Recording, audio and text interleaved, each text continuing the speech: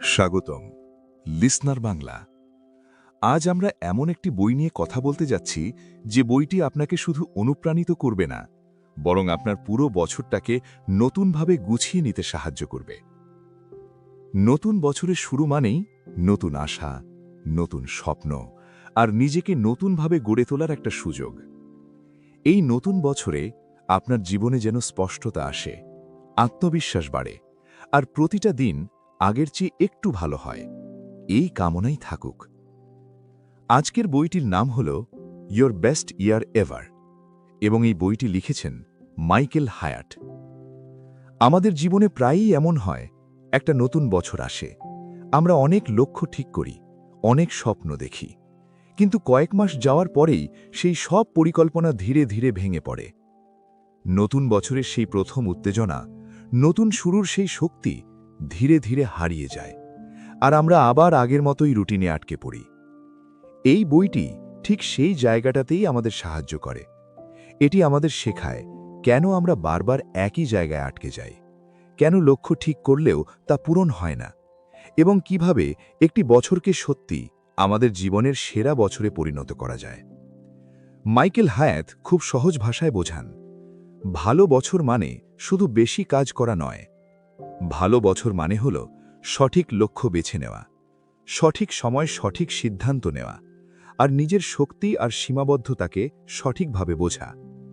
এই বইটি আপনাকে শেখাবে কিভাবে নিজের বিশ্বাস, ভয় আর সীমাবদ্ধ চিন্তাগুলো নীরবে আপনার অগ্রগতিকে থামিয়ে রাখে, আর কিভাবে সেই মানসিক দেওয়ালগুলো ভেঙে আপনি ধীরে ধীরে সামনে এগিয়ে যেতে পারেন।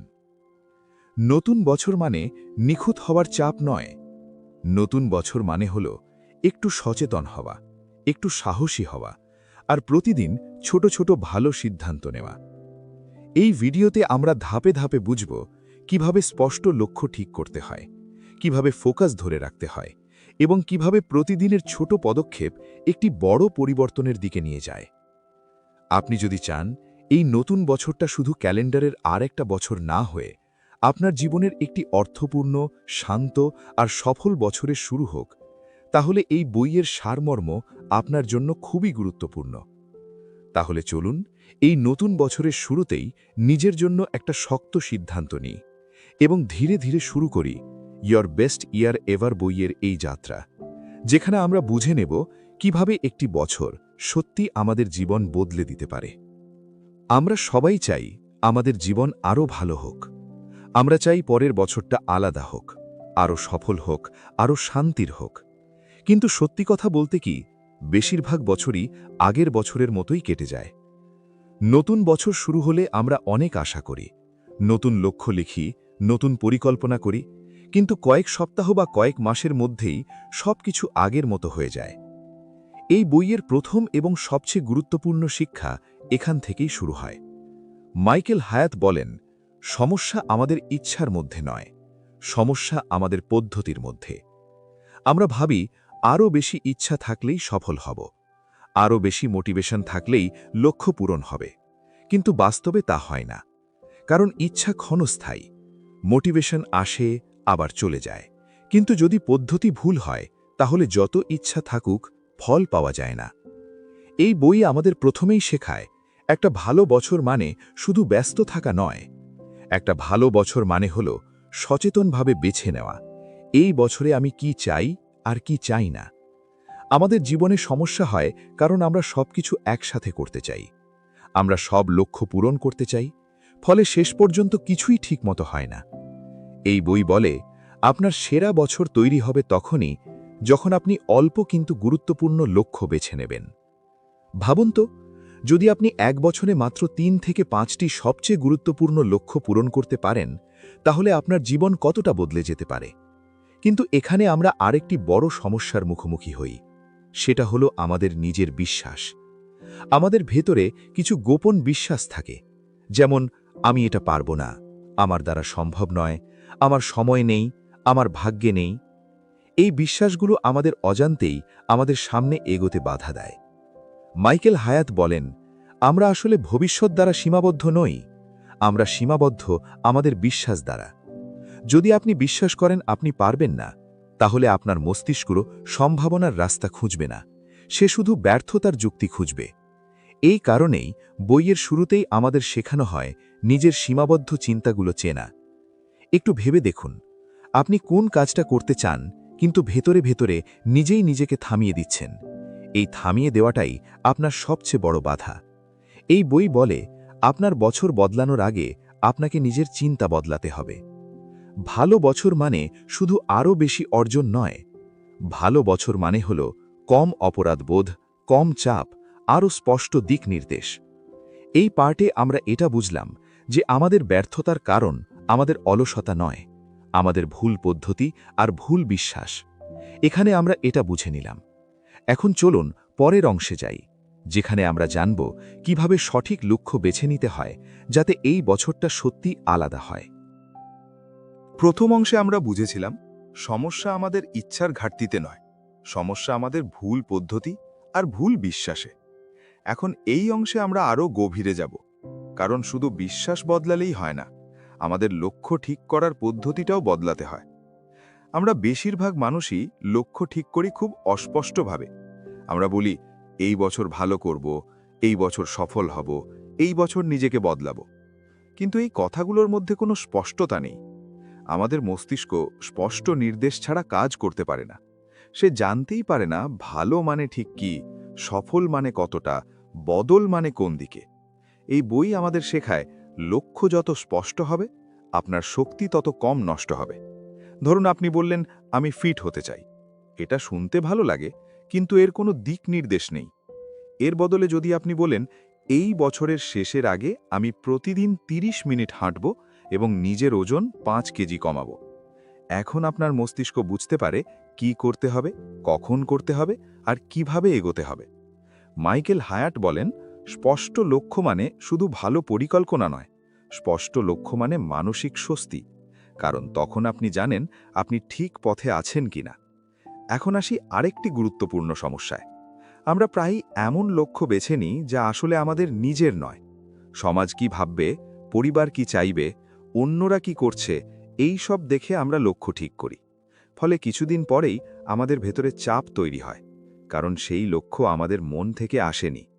এই বই বলে ভালো বছর তখনই সম্ভব যখন লক্ষ্য আসে আপনার ভেতর থেকে, ভয়ের কারণে নয়, চাপের কারণে নয়। নিজেকে প্রশ্ন করুন, এই লক্ষ্যটা কি সত্যিই আমি চাই, নাকি অন্যকে খুশি করার জন্য নিচ্ছি? এই প্রশ্নটা খুব সহজ কিন্তু খুব শক্তিশালী। এখন আরেকটি বড় ভুলের কথা বলি। আমরা খুব বেশি লক্ষ্য একসাথে নিতে চাই। আমরা ভাবি, এই বছর শরীর ঠিক করব, টাকা বাড়াবো, নতুন স্কিল শিখব, সব সম্পর্ক ঠিক করব আর নিজের জীবনও বদলাবো। শুনতে ভালো লাগে, কিন্তু বাস্তবে এটা অসম্ভব। এই বই খুব পরিষ্কারভাবে বলে আপনার সেরা বছর আসবে তখনই যখন আপনি অল্প কিন্তু গুরুত্বপূর্ণ লক্ষ্য নেবেন। 3 থেকে 5টি লক্ষ্য যেগুলো পূরণ হলে আপনার জীবনে সত্যি পার্থক্য তৈরি হবে। এই সীমাবদ্ধতা আসলে দুর্বলতা নয়, এটাই বুদ্ধিমত্তা। কারণ আপনার শক্তি সীমিত, আপনার মনোযোগ সীমিত। যখন আপনি কম লক্ষ্য নেন তখন আপনি গভীরভাবে কাজ করতে পারেন। এখন আসি আরেকটি বাস্তব বিষয়ের দিকে। আমরা প্রায়ই লক্ষ্য ঠিক করি শুধু ফলাফলের ওপর ভিত্তি করে। যেমন, আমি টাকা বাড়াতে চাই, আমি পদোন্নতি চাই, আমি সফল হতে চাই। কিন্তু আমরা ভাবি না এই ফলাফল আসবে কিভাবে। এই বই আমাদের শেখায় ফলাফলের চেয়ে প্রক্রিয়া বেশি গুরুত্বপূর্ণ। আপনি যদি প্রতিদিনের ছোট কাজ ঠিক করেন, ফলাফল নিজে থেকেই আসবে। যেমন আপনি যদি প্রতিদিন পড়াশোনা করেন, ফলাফল পরীক্ষার দিনে দেখা যাবে। এই অংশে আমরা এটা বুঝলাম, ভালো বছর তৈরি হয় বড় বড় স্বপ্ন দিয়ে নয়, বরং স্পষ্ট, সীমিত আর নিজের মন থেকে আসা লক্ষ্য দিয়ে। এখানে আমরা এটা বুঝে নিলাম। এখন চলুন পরের অংশে যাই, যেখানে আমরা জানব কিভাবে এই লক্ষ্যগুলোর পথে নিজেকে প্রতিদিন ধরে রাখা যায় আর মাঝপথে হাল না ছাড়া যায়। আগের অংশে আমরা বুঝেছিলাম সঠিক লক্ষ্য ঠিক করাই যথেষ্ট নয়। আসল চ্যালেঞ্জ শুরু হয় সেই লক্ষ্যগুলো ধরে রাখার সময়। কারণ শুরুটা সব সময় সহজ লাগে। নতুন বছরের প্রথম দিনগুলোতে আমরা খুব উৎসাহী থাকি, মনে হয় এইবার সত্যিই আমি বদলে যাব। কিন্তু কিছুদিন পরেই বাস্তব জীবন সামনে এসে দাঁড়ায়। কাজের চাপ বাড়ে, সময় কমে যায়, মনের ভেতরে ক্লান্তি জমতে থাকে। এই জায়গাতেই বেশিরভাগ মানুষ হাল ছেড়ে দেয়। এই বই আমাদের শেখায় লক্ষ্য পূরণের সবচেয়ে বড় শত্রু ব্যর্থতা নয়, বরং নিয়মিত না থাকা। আমরা ভাবি, একদিন কিছু না করলে সব শেষ হয়ে গেছে, ফলে অপরাধ বোধ আসে, আর সেই অপরাধ বোধ থেকেই আমরা পুরো কাজটাই ছেড়ে দিই। কিন্তু সত্যিটা হলো, একদিন থেমে যাওয়া ব্যর্থতা নয়, বারবার থেমে যাওয়াকেই স্বাভাবিক মনে করা হলো আসল ব্যর্থতা। মাইকেল হায়াট বলেন, ভালো বছর তৈরি হয় পারফেক্ট দিন দিয়ে নয়, বরং ধারাবাহিক দিন দিয়ে। আপনি যদি প্রতিদিন একটু একটু এগোন, তাহলেই যথেষ্ট। এই বই আমাদের শেখায় নিজের শক্তির সাথে তাল মিলিয়ে চলতে। সব দিন একরকম হয় না, কিছুদিন আপনি খুব এনার্জি পাবেন, কিছুদিন পাবেন না। এই পার্থক্য মেনে নেওয়াই নিজেকে ধরে রাখার প্রথম ধাপ। আরেকটি বড় সমস্যা হলো, আমরা নিজেদের ওপর বেশি চাপ দিই। আমরা ভাবি, যদি পুরোটা করতে না পারি তাহলে করার মানেই নেই। এই চিন্তাটাই আমাদের এগোনো থামিয়ে দেয়। এই বই বলে, অল্প করাও না করার চেয়ে ভালো। আপনি যদি 1 ঘন্টা পড়তে না পারেন, 10 মিনিট পড়ুন। আপনি যদি পুরো ব্যায়াম না করতে পারেন, 2টো স্ট্রেচ করুন। এই ছোট কাজগুলোই আপনাকে ট্র্যাকে রাখে। এই অংশে আরেকটি গুরুত্বপূর্ণ বিষয় বলা হয়েছে, সেটা হলো নিজেকে পরিবেশের সাহায্যে এগিয়ে নেওয়া। আপনি যদি জানেন আপনি নিজে দুর্বল, তাহলে নিজের চারপাশ এমনভাবে সাজান যাতে ভুল করা কঠিন হয়। যেমন ফোন থেকে অপ্রয়োজনীয় অ্যাপ সরিয়ে দিন, পড়ার বই সামনে রাখুন, অলসতার জিনিস চোখের আড়ালে রাখুন। এই ছোট পরিবর্তনগুলো আপনাকে অনেক দূর এগিয়ে দেবে। এই বই আমাদের শেখায় শুধু শক্ত মন নয়, সঠিক পরিবেশও দরকার। আরেকটি গুরুত্বপূর্ণ বিষয় হলো নিজের অগ্রগতি দেখা। যখন আপনি দেখেন আপনি একটু একটু এগোচ্ছেন, তখন আপনার মনের ভেতরে আবার নতুন শক্তি আসে। এই কারণেই নিজের ছোট সাফল্যগুলোকে স্বীকার করা খুব জরুরি। এই অংশ থেকে আমরা এটা শিখলাম, লক্ষ্য পূরণ মানে নিজেকে প্রতিদিন জোর করা নয়, নিজেকে প্রতিদিন বোঝা। এখানে আমরা এটা বুঝে নিলাম। এখন চলুন পরের অংশে যাই, যেখানে আমরা জানব কিভাবে বাধা আর ব্যর্থতাকে ভয় না পেয়ে সেগুলোকে কাজে লাগানো যায়। আগের অংশে আমরা শিখেছিলাম লক্ষ্য ধরে রাখার জন্য নিজেকে বোঝা আর পরিবেশকে নিজের পক্ষে নেওয়া কতটা জরুরি। এখন এই অংশে আমরা এমন একটি বিষয় নিয়ে কথা বলবো যেটা প্রায় সবাই এড়িয়ে যায়, কিন্তু বাস্তবে সেটাই আমাদের থামিয়ে দেয়। সেটা হলো ব্যর্থতা আর বাধা। আমরা ব্যর্থতাকে ভয় পাই। আমরা ভাবি, যদি আমি আবার ব্যর্থ হই তাহলে সবাই কি ভাববে, আমি নিজেই নিজেকে কি ভাবব। এই ভয়ের কারণেই অনেক সময় আমরা চেষ্টা করতেই ভয় পাই। এই বই খুব স্পষ্টভাবে বলে, ব্যর্থতা কোনো সমস্যা নয়, ব্যর্থতা আসলে একটি সংকেত। যখন কিছু কাজ হয় না, তার মানে এই নয় আপনি অযোগ্য, তার মানে হলো পদ্ধতিটা কাজ করছে না। এই পার্থক্যটা বোঝা খুব জরুরি। বেশিরভাগ মানুষ ব্যর্থতাকে নিজের পরিচয়ের সঙ্গে জুড়ে ফেলে। একটা কাজ না হলে বলে, আমি পারি না। কিন্তু এই বই আমাদের শেখায় বলতে, এই পদ্ধতিটা কাজ করল না। এই ছোট বাক্য পরিবর্তন আপনার পুরো মনোভাব বদলে দিতে পারে। এখন একটি বাস্তব উদাহরণ ভাবুন।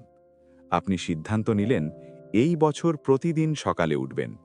কিছুদিন ঠিকঠাক হলো, তারপর একদিন দেরিতে ঘুম থেকে উঠলেন। এখানেই 2 ধরনের মানুষ আলাদা হয়ে যায়। একজন ভাবে, আমি পারি না, আমি আবার আগের মতো হয়ে গেলাম। আরেকজন ভাবে, ঠিক আছে, কাল রাতে দেরিতে ঘুমিয়েছিলাম, আজ একটু পরিবর্তন দরকার। দ্বিতীয় মানুষটি ব্যর্থতাকে শিক্ষা হিসেবে ব্যবহার করে। এই বই বলে, ভালো বছর তৈরি হয় নিজেকে শাস্তি দিয়ে নয়, নিজেকে শেখানোর মাধ্যমে। আরেকটি বড় সমস্যা হলো, আমরা বাধা আসলেই নিজেকে একা ভাবি। আমরা মনে করি শুধু আমার সাথেই এমন হচ্ছে। কিন্তু সত্যটা হলো, সব বড় পরিবর্তনের পথেই বাধা থাকে। এই বই আমাদের শেখায় বাধাকে স্বাভাবিক হিসেবে নিতে। যদি কোনো কাজ সহজ হতো তাহলে সেটার মূল্য থাকতো না। এখন আসি আরেকটি গুরুত্বপূর্ণ বিষয়ের দিকে, সেটা হলো আগাম প্রস্তুতি। ভালো বছর মানে হঠাৎ সমস্যা এলে ভেঙে পড়া নয়। ভালো বছর মানে আগেই জানা বাধা আসবে আর তার জন্য নিজেকে প্রস্তুত রাখা। যেমন আপনি জানেন কাজের চাপ আসবে, তাই আপনি আগেই ঠিক করেন সেই সময়ে লক্ষ্য একটু হালকা রাখবেন। এই আগাম ভাবনাটাই আপনাকে মাঝপথে থামা থেকে বাঁচায়। এই বই বলে, আপনি সমস্যার জন্য অপেক্ষা করবেন না, সমস্যার আগে প্রস্তুত হবেন। আরেকটি গুরুত্বপূর্ণ কথা বলি, সব বাধা বাইরে থেকে আসে না। অনেক বাধা আসে আমাদের নিজের ভেতর থেকে। আলসেমি, ভয়, নিজেকে ছোট করে দেখা, এগুলোই আমাদের সবচেয়ে বড় বাধা। এই বই আমাদের শেখায় এই ভেতরের বাধাগুলোর সাথে লড়াই না করে ধীরে ধীরে কাজ করতে। আপনি যদি নিজেকে বলেন, আজ একটু কম করব, কিন্তু করব, তাহলে সেটাই যথেষ্ট। এই অংশ থেকে আমরা এটা শিখলাম, ব্যর্থতা আপনার শত্রু নয়, বাধা আপনার পথের শেষ নয়, এগুলো আপনার পথের অংশ। এখানে আমরা এটা বুঝে নিলাম। এখন চলুন পরের অংশে যাই, যেখানে আমরা জানব কিভাবে নিজের শক্তি আর সময়কে সঠিকভাবে ব্যবহার করে এই বছরটাকে সত্যিই সেরা বানানো যায়। এতক্ষণ আমরা বুঝেছি লক্ষ্য ঠিক করা, লক্ষ্য ধরে রাখা আর বাধা ও ব্যর্থতাকে মেনে নেওয়া সবই জরুরি। এখন এই অংশে আমরা এমন একটি বিষয় নিয়ে কথা বলবো যেটা ছাড়া ভালো বছর সম্ভব নয়। সেটা হলো নিজের শক্তি আর সময়কে সঠিকভাবে ব্যবহার করা। আমরা প্রায়ই বলি, আমার সময় নেই, কিন্তু বাস্তবে সময় সবারই সমান। পার্থক্যটা তৈরি হয় কে কিভাবে তার শক্তি আর সময় ব্যবহার করছে। এই বই আমাদের শেখায়, সময় নয়, শক্তিই আসল সম্পদ। কারণ আপনি যদি ক্লান্ত থাকেন, তাহলে অনেক সময় থাকলেও কিছুই ঠিকমতো করা যায় না। এই কারণেই এই বই আমাদের প্রথমেই শেখায় নিজের শক্তির ওঠানামা বুঝতে। দিনের সব সময় আমাদের শক্তি একরকম থাকে না। কিছু সময় আমরা বেশি ফোকাস করতে পারি, কিছু সময় পারি না। আপনি যদি এই সময়গুলো চিনতে পারেন, তাহলে আপনার কাজ অনেক সহজ হয়ে যায়। যেমন, যদি সকালে আপনার মন বেশি পরিষ্কার থাকে, তাহলে সেই সময়ে সবচেয়ে গুরুত্বপূর্ণ কাজগুলো করুন। আর যদি বিকেলে ক্লান্তি আসে, তাহলে সেই সময় হালকা কাজ রাখুন। এই ছোট সিদ্ধান্তগুলোই আপনার পুরো দিনের মান বদলে দেয়। আরেকটি বড় সমস্যা হলো, আমরা সব কাজকে সমান গুরুত্ব দিই। কিন্তু বাস্তবে সব কাজ সমান গুরুত্বপূর্ণ নয়। এই বই বলে, ভালো বছর মানে সব কাজ করা নয়, সঠিক কাজ করা। আপনি যদি প্রতিদিন সবচেয়ে গুরুত্বপূর্ণ কাজটা আগে করেন, তাহলে ধীরে ধীরে আপনার জীবনে বড় পরিবর্তন আসবে। এখন আসি আরেকটি গুরুত্বপূর্ণ বিষয়ের দিকে। সেটা হলো বিশ্রাম। আমরা অনেক সময় ভাবি বিশ্রাম মানে অলসতা, কিন্তু এই বই আমাদের শেখায় বিশ্রাম মানে শক্তি ফিরে পাওয়া। আপনি যদি বিশ্রাম না নেন, তাহলে আপনি ধীরে ধীরে নিজেরই ক্ষতি করবেন। ভালো বছর মানে নিজেকে শেষ করে ফেলা নয়, নিজেকে টিকিয়ে রাখা। এই বই আমাদের শেখায় ঘুম, বিশ্রাম আর নিজের জন্য সময়, এই সবই লক্ষ্য পূরণের অংশ। আরেকটি বিষয় খুব গুরুত্বপূর্ণ, সেটা হলো না বলতে শেখা। আপনি যদি সবকিছুর জন্য হ্যাঁ বলেন, তাহলে আপনার নিজের লক্ষ্যগুলোর জন্য শক্তি থাকবে না। এই বই বলে, না বলা মানে খারাপ মানুষ হওয়া নয়, না বলা মানে নিজের জীবনের দায়িত্ব নেওয়া। এই অংশ থেকে আমরা এটা শিখলাম, ভালো বছর তৈরি হয় অতিরিক্ত কাজ দিয়ে নয়, সঠিক কাজ আর সঠিক বিশ্রাম দিয়ে। এখানে আমরা এটা বুঝে নিলাম। এখন চলুন পরের অংশে যাই, যেখানে আমরা জানব কিভাবে নিজের অগ্রগতি পরিমাপ করে নিজেকে আরও শক্ত রাখা যায়। এখন পর্যন্ত আমরা শিখেছি লক্ষ্য ঠিক করা, লক্ষ্য ধরে রাখা, বাধা মেনে নেওয়া আর শক্তি আর সময়কে সঠিকভাবে ব্যবহার করা। এই সব কিছু মিলিয়েই একটি ভালো বছরের ভিত্তি তৈরি হয়। এখন এই অংশে আমরা এমন একটি বিষয় নিয়ে কথা বলবো যেটা প্রায়ই অবহেলা করা হয়, কিন্তু দীর্ঘমেয়াদে সেটাই সবচেয়ে বড় পার্থক্য তৈরি করে। সেটা হলো নিজের অগ্রগতি দেখা আর নিজের সাথে সৎ হওয়া। আমরা অনেক সময় কাজ করি, কিন্তু জানিই না আমরা আদৌ এগোচ্ছি কিনা। ফলে কিছুদিন পরেই মনের ভেতরে সন্দেহ আসে। এই সন্দেহ থেকেই হাল ছেড়ে দেওয়ার ইচ্ছা তৈরি হয়। এই বই আমাদের শেখায়, অগ্রগতি দেখতে পারা মোটিভেশনের সবচেয়ে শক্ত উৎস। আপনি যখন দেখেন আপনি গত মাসের তুলনায় একটু ভালো করছেন, তখন আপনার ভেতরে নিজে থেকেই শক্তি আসে। এই কারণে নিজের অগ্রগতি মাপা খুব জরুরি। কিন্তু এখানে একটি গুরুত্বপূর্ণ কথা আছে।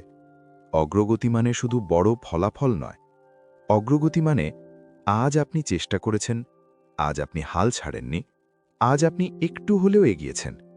এই ছোট ছোট জিনিসগুলোই দীর্ঘমেয়াদে বড় পরিবর্তন আনে। এই বই আমাদের শেখায় নিজেকে প্রশ্ন করতে।